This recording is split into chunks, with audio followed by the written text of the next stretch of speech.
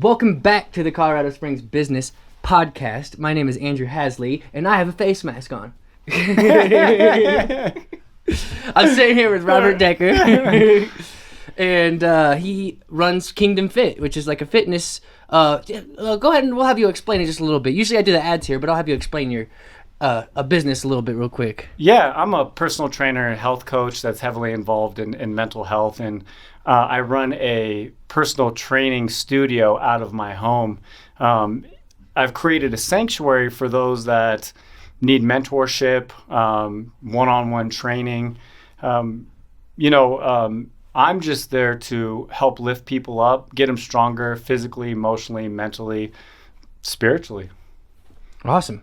All right, cool. So I'm going to go ahead and read the ad. The ad is the advertising space right here. If you want me promoting your business at the beginning of every episode, reach out to the Colorado Springs Business Podcast to make that happen. All right, let's get on with the show. And Chuck, roll the intro music. Rolling. This is a show where we have real conversations with the business owners and entrepreneurs here in Colorado Springs, doing things in the community of Colorado Springs. All right, Robert. So how's it been?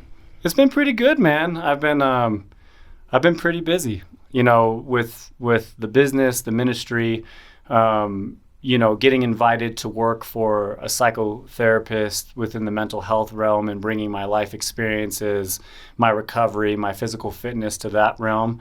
My daughter's about to be 1 year old on Friday. Nice. I have a 3-year-old son. So, there's a lot going on, man. Mm-hmm. Staying busy for sure. Sweet. Yeah. So let's dive in a little bit to your business. And I know you've been on the show before, so Yes. If you guys want to listen to Robert at his house, you can do that. That was before we got the studio location where me and him were actually sitting on exercise balls, I think. We were. Yeah. And we were just using a phone to record. We didn't have all this cool equipment. Yeah. And what's cool is we're even getting some cooler equipment. Yeah. Well, I'll have to be back again then. Yeah. Yeah, so let's kind of just revisit that, like how you got started in the fitness world and then how you got started in your own business. Yeah, well, so fitness for me was always an outlet, being an angry child, an angry young man. I used fitness as a avenue to kind of relieve some of those stresses and some of those pressures, and then it formed into a pretty good habit along with sports. When I was 29 years old, I ended trying to take my own life. Mm-hmm. And when I did that, I ended up breaking my back, both my arms, and collapsing my lungs. I was told I would never walk again. In the event that I did, I'd be highly medicated and I'd be living off of a disability. Well, at that time, I had realized that there was a much greater purpose for my life because I survived. So I was on a mission to rehabilitate myself to get emotionally, physically, spiritually, and mentally sound. And so over the next 3 to 5 years, I spent all that time just working on myself to get to that place where I could help others. Mm-hmm. And that's pretty much what has led us to today. That was, 13 years ago. And Kingdom F.I.T is roughly a year old. I know that there's a lot of broken young men in this community. I know there's people that have suffered major injuries like myself that have basically thrown in the towel. They've been told that they will be medicated for the rest of their lives. And I just want you to know that isn't necessarily always the truth at all. Sometimes we have to fight the good fight of faith and fitness and mental health and push forward so that we can live a healthier lifestyle. And that's what I'm here to promote. Sweet. So faith is a big part of the business. Apparently it's in the name. Right. Yeah, well, faith is my foundation. I think without my faith that I probably wouldn't be where I was physically, mm-hmm. emotionally, mentally. That my faith carried me through so much. Mm-hmm. And now I just try to share that with others. If that's the opportunity that's given to me, a lot of times there can be a misconception of, here's this Christian fitness guy, like, you're not coming to my house to go to church and mm-hmm. hear a bunch of sermons unless that's what you want to do. If that's what you want to talk about, great. I have like this open door, open arm policy. And I want people from all walks of life to be able to walk through those doors and to feel comfortable and to know that that is a safe place for them, that they can open up about absolutely anything. And if the faith comes up and they want to know more about why I'm so strong in mine, then I am more than happy to share. Sweet. Yeah. Yeah. So what was that like starting out? My business or walking again? Let's start there. Walking again, painful. You know, I was pretty confident that I would walk again. That was just the sense that I got when I was in the hospital, when I was going through everything. But it was definitely a fight. You know, there was many days where it was hard to get out of bed and the pain was so atrocious.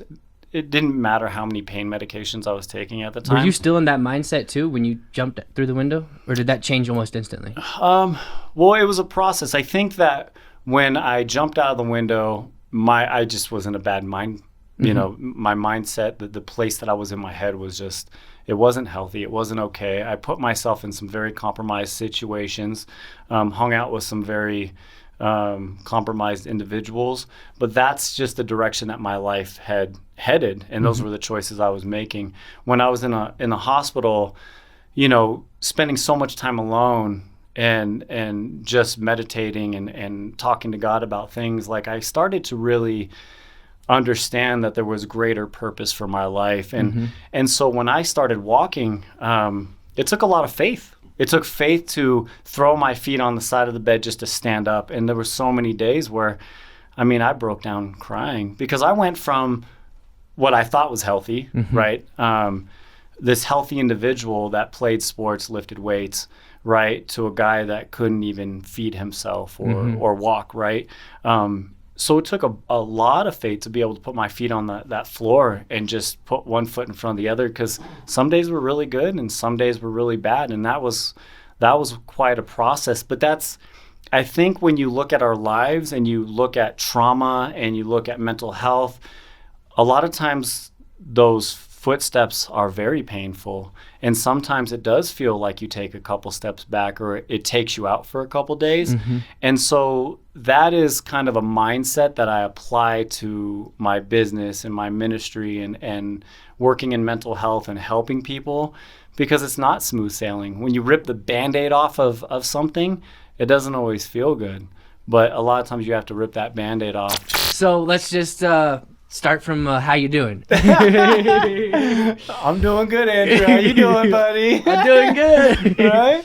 So this is a take 2 of the interview. I'm gonna let people know I like that realness. Right. We're redoing the interview because this thing, the batteries died. We're getting new equipment here soon. So excited for that. Shout out to Diego. Right.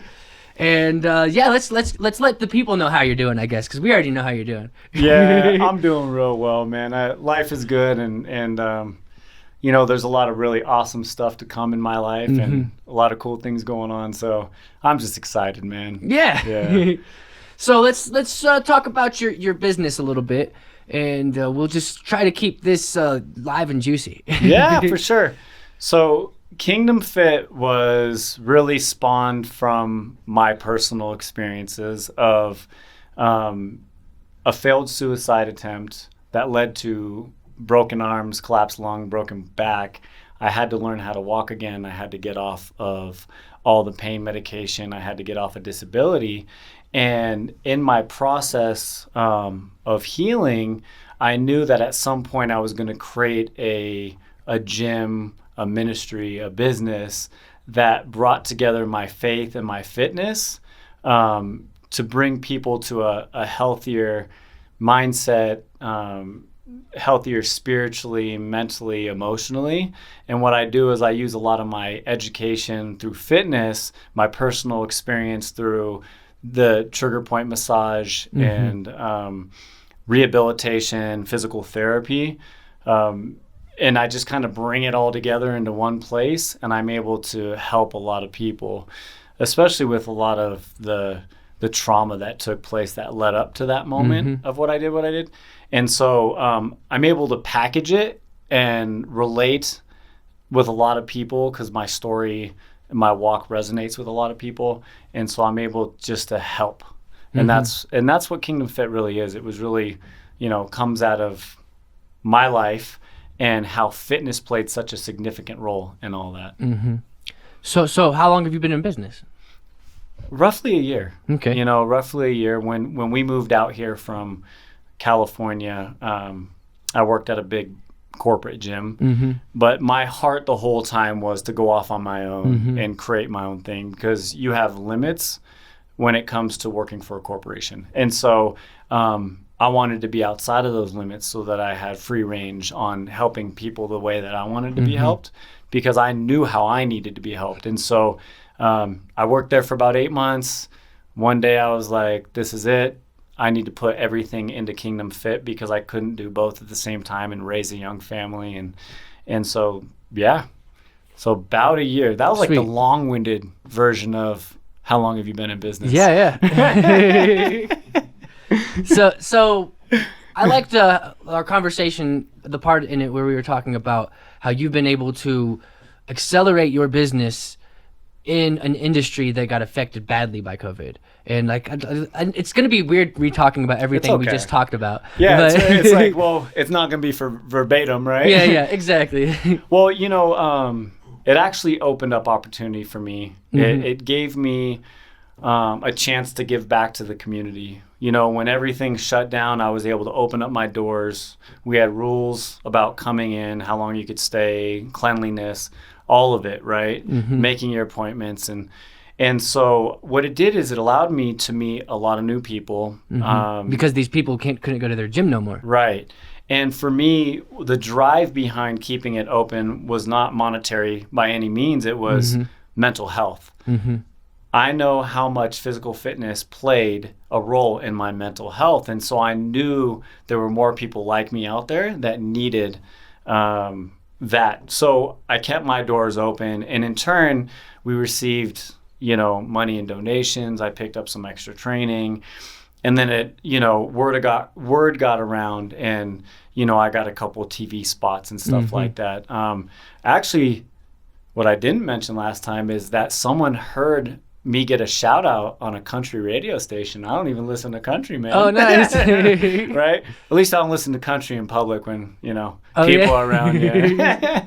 But no, yeah, it was cool. Like my, you know, what I was doing for the community was getting out there. And so, yeah, it really opened the door for me. And, you know, now it's opened up another door to where, you know, I'll be working with a psychotherapist and his team in the mental health realm, bringing my personal experiences, trauma, physical fitness, health, all of it, like just bringing it all to the table so that I can help people that are in earlier stages of their journey, you know, the stuff that I got through, and give them a little bit of guidance and like, this is the importance of health and nutrition and sleep and rest and recovery. And being spiritually sound, you know, having some form of faith, something that's much greater than you. Yeah. Just bringing that all to the table so that I can help people get through the recovery a little bit easier. And you were physically fit when you, you know, attempted suicide. Yes. Right? Yes. Yes. And so there's more to it than just being physically fit, right? Correct. Yeah, well, it's a lot of mental. It's a lot of mental. The physical fitness portion of it for me was an outlet. And even at the time, and I think that's a great question, because at the time I used physical fitness as an avenue to release anger, but also there was an illusion that was involved with it. So if you looked healthy, everything seemed to be okay, right? Oh, you know, the guys admired you, the girls loved you, right? But I was like so unphysically fit or spiritually fit on the inside. And when I jumped headfirst out of that window, I was 215 pounds, solid muscle. I look like a linebacker for a semi-pro football team. Within 3 weeks, my body atrophied to about 160. So in 3 weeks, I lost like 50, 60 pounds of muscle. I couldn't eat. I was in pain. I couldn't move. I couldn't feed myself.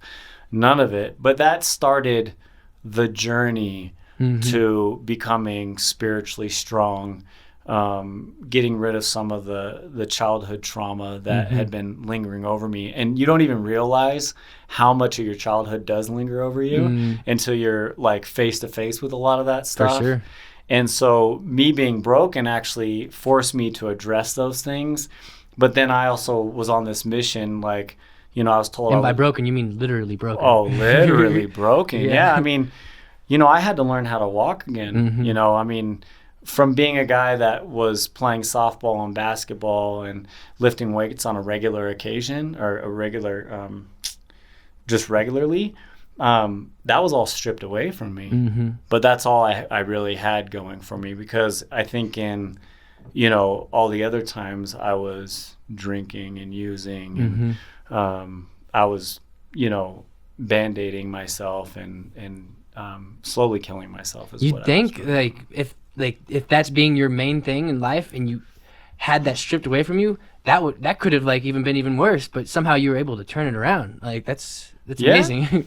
Well, what happened was I realized that there was purpose for my life. I believe that we all have purpose for our life, and sometimes we don't see that purpose. And a lot of people are like, well, I don't think God loves me, or like my parents don't love me, people don't love me, I can't hold a job or be in a good relationship, my finances are in a debacle.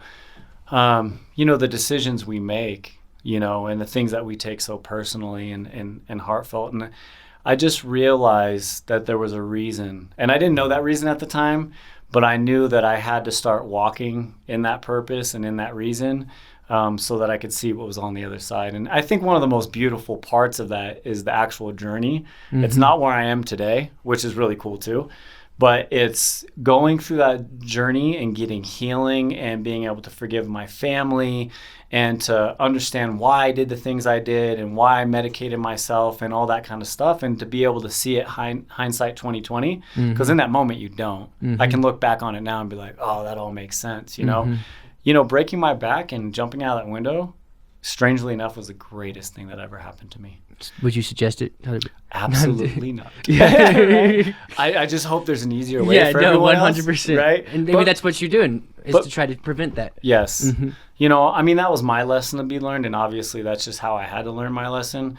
But now I want to take everything that I've learned in that journey through faith and physical fitness and mental health, and I want to hand that over to other people, because though I had a lot of great people around me, I just don't think a lot of them could understand my mindset or where I was coming from,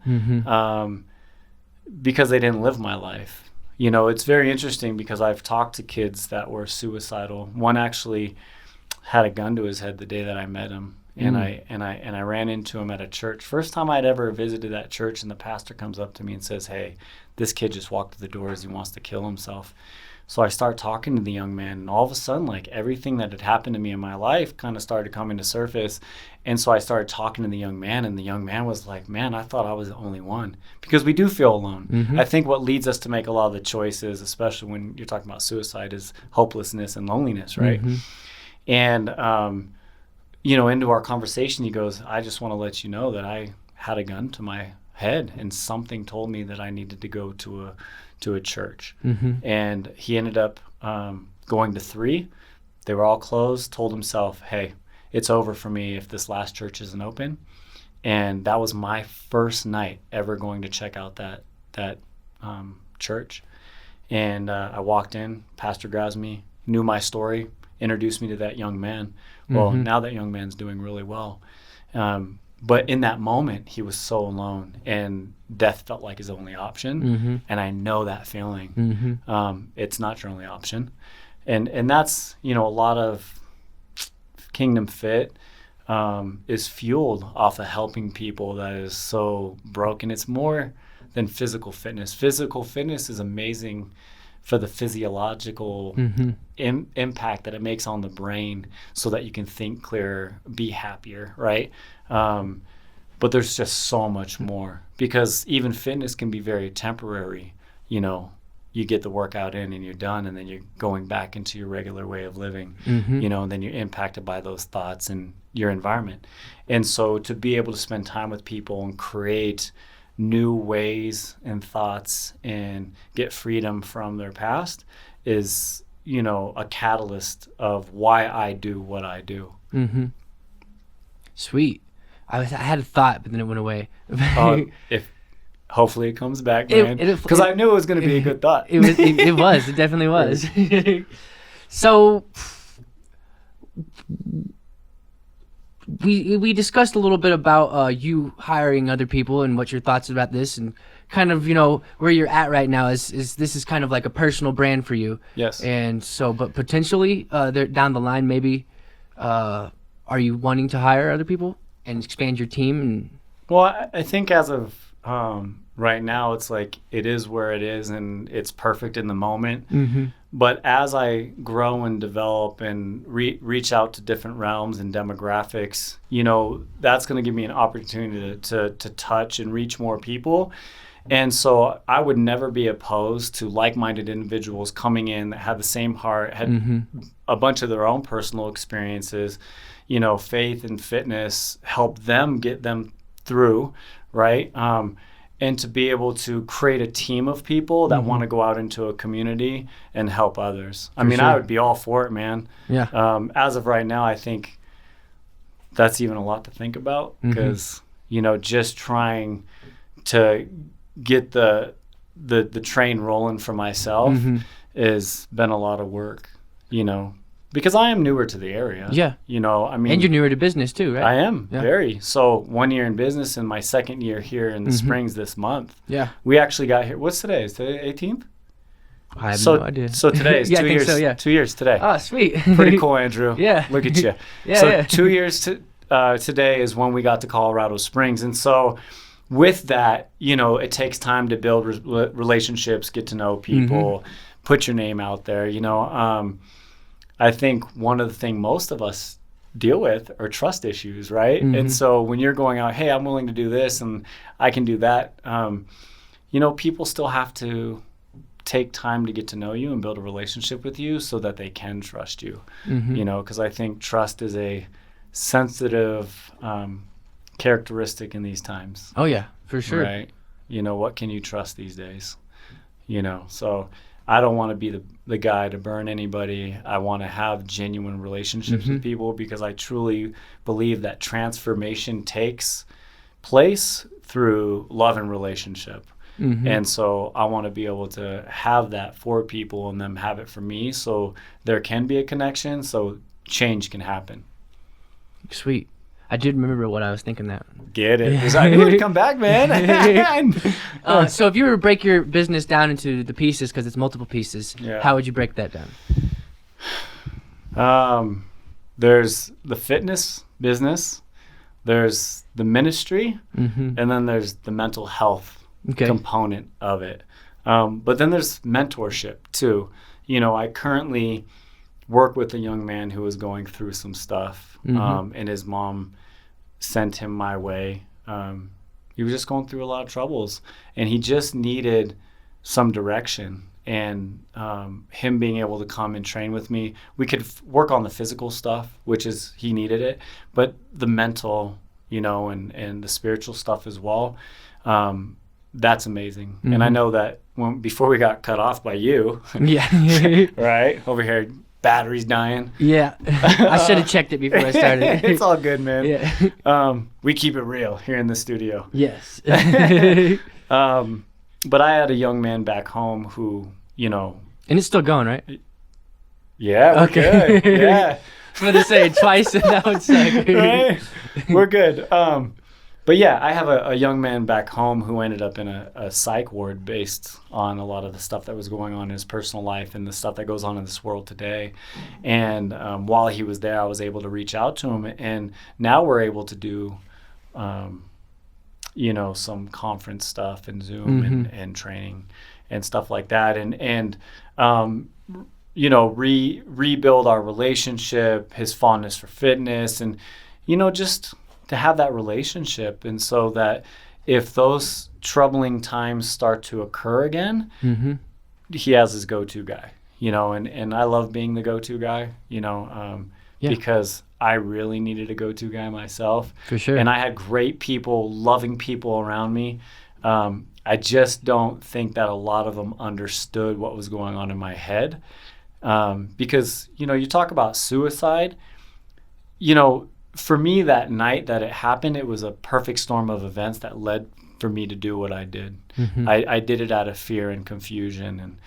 But it started at such a young age. It started, it's something that grows and grows and grows and grows. And eventually when that time comes, it's kind of like the easy choice because you've spent so much time, meditating on that. And that's what happened to me. And so, if we can nip that at the bud, early on and give people support and love and understanding, I think we'll be in a better place. Because, a lot of times parents don't even understand some of the stuff that their kids go through. For sure. Because maybe they didn't go through it.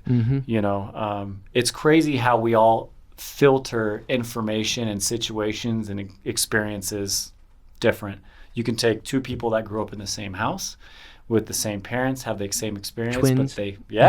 but they respond in two completely different ways, right? So a lot of times you don't know how people are going to filter stuff. Yeah. Because it's the biology and the way our brain works. or how that person's brain works. That's what I mean. Right? Yeah, it's how their brain works, Their perspectives are, it's interesting how perspectives are. Have you seen those things with the Yanni and the Laurel? No. There's an audio waveform.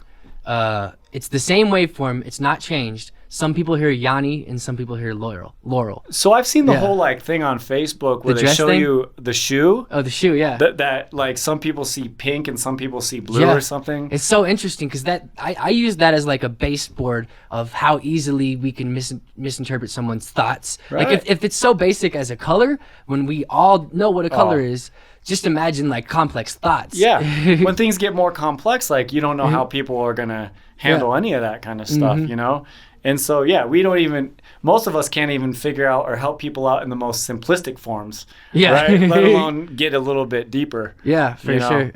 And it's tough. I'm a parent, so, a lot of times your own personal stuff gets involved when you're looking at your kids, because I think sometimes parents will, they could go into denial or they could take something personal themselves. They're not always thinking with, what's really best for the child, but how does that make me look or how does that make me feel? For sure. And I think I just think that's the nature of humans, right? I'm not bagging parents that do that. I'm just saying that, that's just how we are as a kind. We are humans and it happens. And know? Some people are equipped with more empathy, so they're able to get that. Yeah. And that's a part of your brain psychology too, as well as some people have a bigger and more sensitive to empathy than others. Yeah. And it's just how they're wired.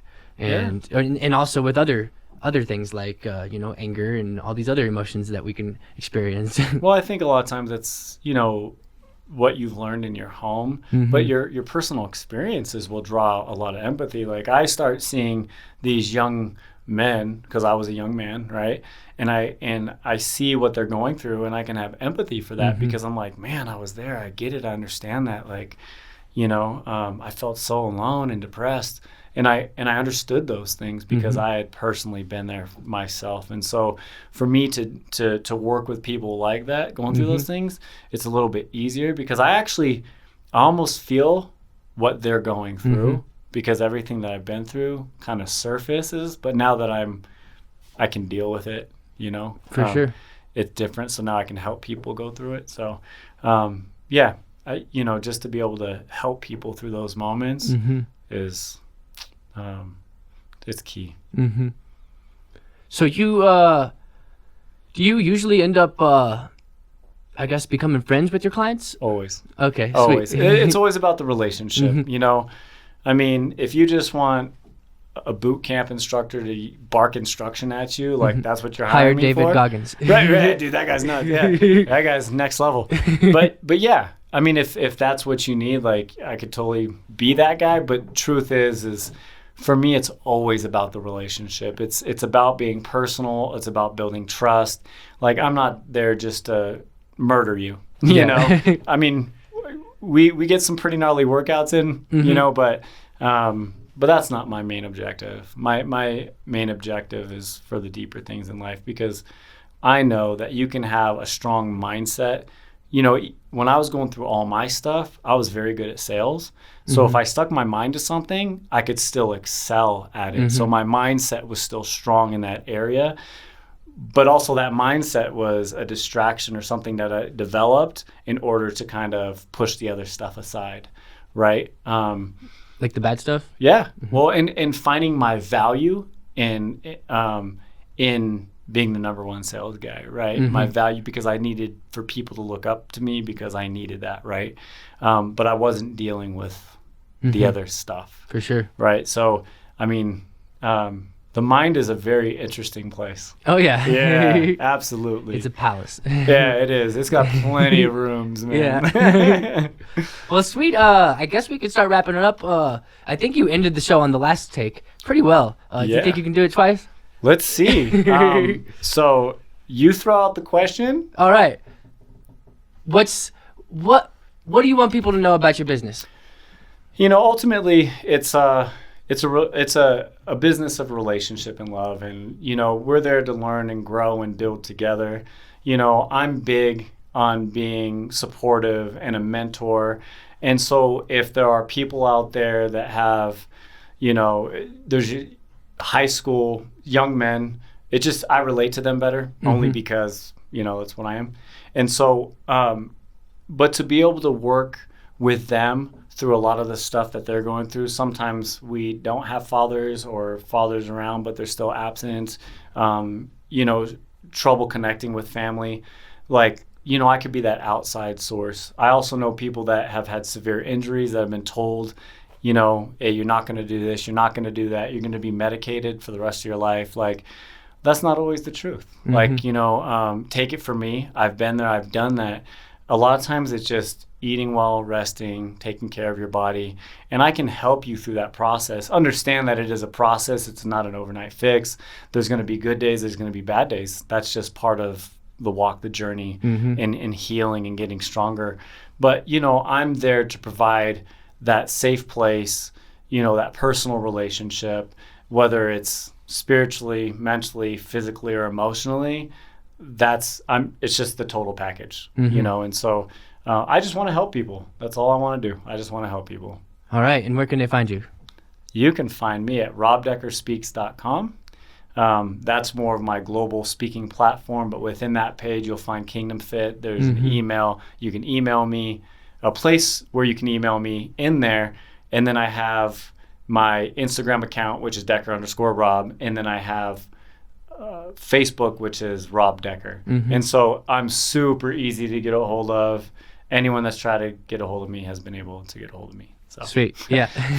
That you know of. Yeah, this is true. This is true. Yeah. Well, all right. This has been the Colorado Springs Business Podcast, and we will see you guys in the next episode.